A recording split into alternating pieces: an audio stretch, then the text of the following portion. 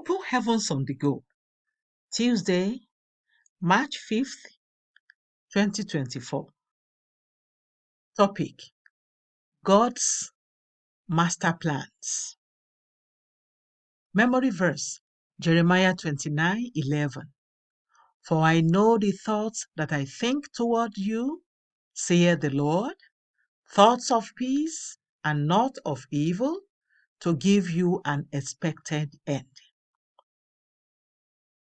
Bible reading: Genesis 37, 23 to 28, and Genesis 50, 19 to 20.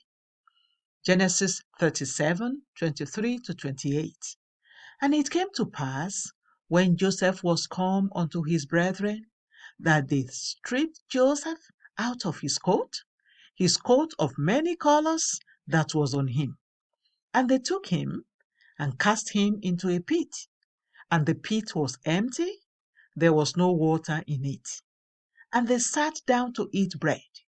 And they lifted up their eyes and looked, and behold, a company of Ishmaelites came from Gilead with their camels bearing spicery and balm and myrrh, going to carry it down to Egypt. And Judah said unto his brethren, What profit is it if we slay our brother and conceal his blood? Come, and let us sell him to the Ishmaelites, and let not our hand be upon him. For he is our brother and our flesh. And his brethren were content. Then there passed by Midianites merchantmen, and they drew and lifted up Joseph out of the pit, and sold Joseph to the Ishmaelites for 20 pieces of silver. And they brought Joseph into Egypt. The next passage, Genesis 50, 19 to 20. And Joseph said unto them, Fear not, for am I in the place of God? But as for you, ye thought evil against me, but God meant it unto good, to bring to pass, as it is this day, to save much people alive.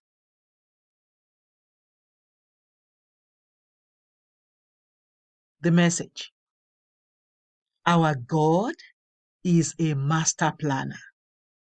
He is always many steps ahead in his planning. In our Bible reading today, Joseph's brothers planned to do evil to him, but they did not know that God had gone ahead to use their evil plot as a means to fulfill his destiny. What a master plan! We see another example in the book of Esther, where God had already made Esther the queen before Mordecai began to plot evil against the Israelites. Many times, when we think that some things are happening for no specific reason, we have no idea that God is setting one of his plans in motion. In 1 Samuel 17, the Bible tells us of a big giant that was terrorizing the army of a nation on the battlefield for 40 days. Back in the country, nobody knew about the terrorists, but a man sent his young son to take food to his older brothers that were on the battlefield. That young son happened to be David, the man that God had anointed to be the next king of Israel. Before this, God had arranged for David to be trained to kill giants by sending a lion and a bear for him to kill as practice. When you read the story, you will hear David telling the king about the training he had received in the forest, which qualified him to face the giant and kill him. Acts 16, 9 to 40 tells us about another clever plan of God.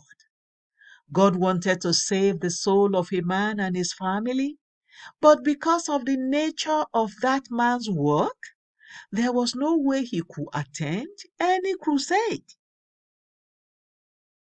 As a jailer, he couldn't leave the prison he was working in, as he had to look after the prisoners. Therefore, God needed somebody to go to the prison to preach to him. In that story, you will see clearly how God planned it. In a vision, somebody told Paul, "Come to Macedonia and help us." Paul went to Macedonia in line with the vision, cast a demon out of a girl, and ended up in jail because of a family that had to be saved. Trust God and obey whatever instructions He gives to you. Once He tells you to go in a particular direction, obey Him so that you can be a vessel that He uses to bring His plans to pass. Prayer point. Father, please show me your plans and help me to walk in them successfully. Father, please show me your plans and help me to walk in them successfully. Bible reading in 1 year. Joshua 5-7. Hymn for today. Standing on the promises of Christ, my King. The Open Heavens is written by Pastor E.A. Adeboye, the General Overseer of the Redeemed Christian Church of God. God bless you.